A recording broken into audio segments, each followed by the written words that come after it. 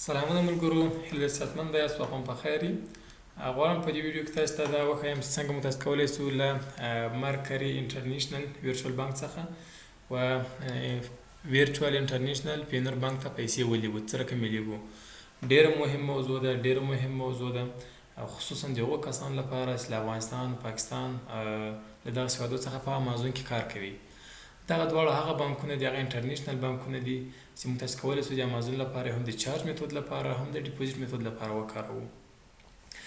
نو راځو په دې اوس غواړو چې له مرکري بانک اکاونټ څخه پینر ته پیسې ولېږو. بعضې وخت سپلایر ته تاسې له مرکري څخه پینر ته پیمنټ کوئ، ملګري ته پیمنټ کوئ، پیسې نغدوئ، هغو ته یې لیږئ. څه ډول به یې لیږئ؟ کومو شیانو ته ضرورت له مرکري څخه یو پینر ته ولېږئ.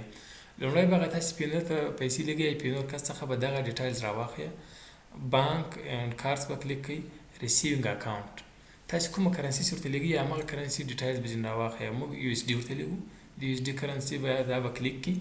داسې کلیک کړي، دلته به دا کته صفحه دا کته به راسي، دغه لاندې لیکلي دي اکاونټ ډیټیلز لیکلي دي.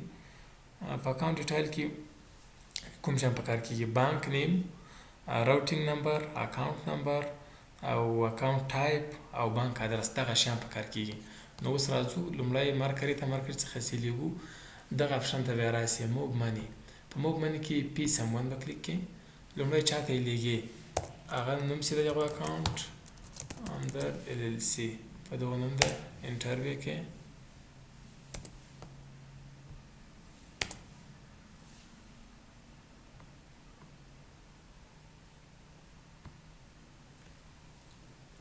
اوس په دلته په کومو نیټورک کې لیږئ، په کوم ډول باندې هاو ډو یو وانټ ټو پی، څه ډول لیږئ.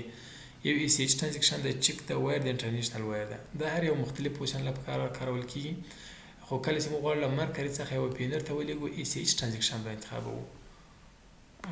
پرې لیږل کېږي، کوم ټرانزیکشن فیس نه لري. درو ورځو د بزنس ډي په داخل کې لیږل کېږي. دا کېدای شي یو ساعت بعد ولېږل شي، کېدای شي یو ورځ بعد، او اکثر تر 3 ورځې پورې وخت نیسي. کم وخت معلوم نه ده، بعضې وخت په ساعتونو کې رسېږي، بعضې وخت یوه ورځ نیسي. نو حد اکثر 3 ورځې. نیکسټ به کلیک کړئ.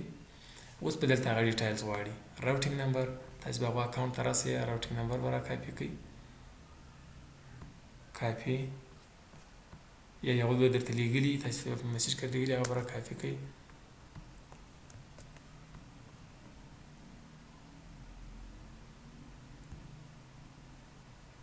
کافي سو دا یې راوټینګ نمبر، اکاونټ نمبر ته به راسئ. اکاونټ نمبر همدغه دی، کافي سو دلته یې پیسټ کړئ. اکاونټ ټایپ چیکینګ ده، تیار انتخاب ده، هغه چیکینګ ودلته وکتل مو تاسې اخر کې ولیکلي اکاونټ ټایپ چیکینګ. بل څه شی غواړي؟ بل ادرس غواړي.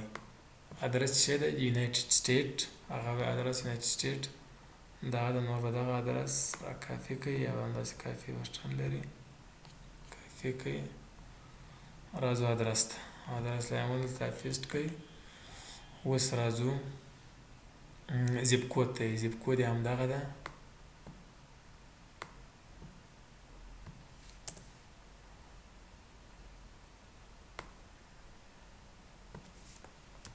ټولسي دا به راسي زیپ کود ته، دغه له دې ځایه دفاع کوم، یو سی وه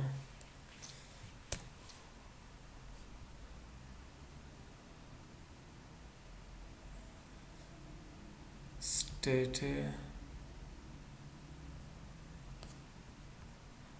ادرس کې ګورو جی اے.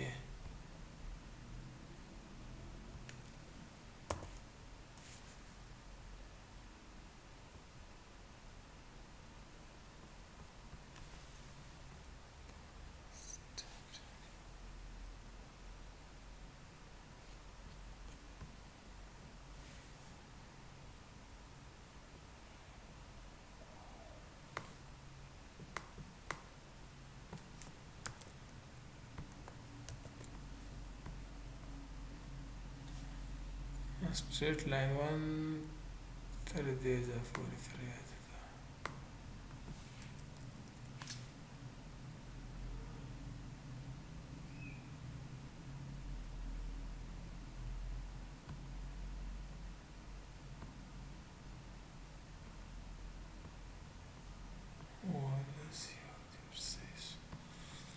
دغه ادرس سو اوس به راسو ډیټیلز د اکاونټ یې ورکړل نیکسټ به کلیک کوم دلته اوس وایي تاسو څومره پیسې لګوئ پیسو تعداد ورته ورکوئ زه غواړم چې $50 ولګوم نیکسټ کلیک کوو له دې اکاونټه به لېږل کېږي د خیر نمبر د هغه پیسې وکړي څه وخت یې لېږي په نن ورځ کې لېږي که وخت ورته مشخص یې وخت مشخص که موږ دا نن لېږو په نیکسټ کلیک کوو دلته تاسې په دلته نور تاسې شی مه تغیروئ کوم نوټ که لرئ ورته ګوره انټرنل نوټ آپشنل ده که چېرته کوئ ورته ولیکئ که ونه لیکل I will send it for test to you.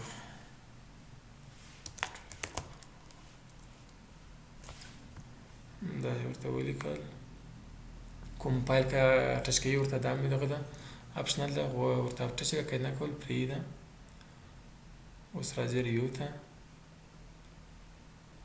په ریویو کې تر ټولو ډیټایل چک کړه اکاونټ نمبر راوټینګ نمبر هر څه کولی شئ په دې باندې چک کړئ میمو هغه هر څه چې ورته لیکلی دی ایمیل دلته چې هغه ایمیل ورته ورسېږي چې دا یې درته ولېږلی هغه کس ایمیل ورکړئ دا هم اپشنل ده که یې ورکول که نه ورکول زه مثال یو ایمیل ورکوم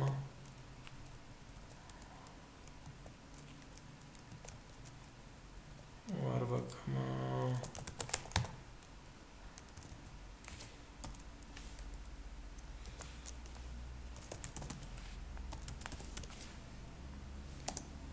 دا ایمیل دی ورته ورکړو سینډ پیمنټ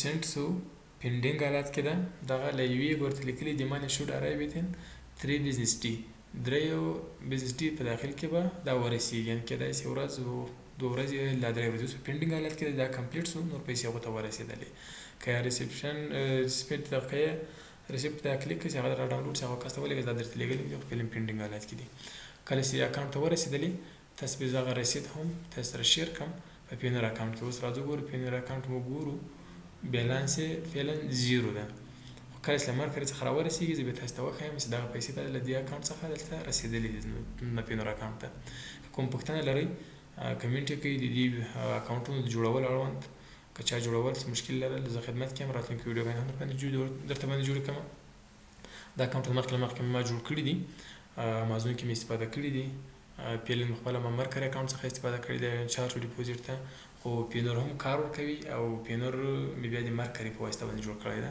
ځکه یو بانک اکاونټ غواړي چې هغه به ورسره ټچ شي هغه هم ستا په نوم وي نو که پوښتنه لرئ کمنټ یې کړئ تر بلې ویډیو په الله سپارم ښه وخت تېر شه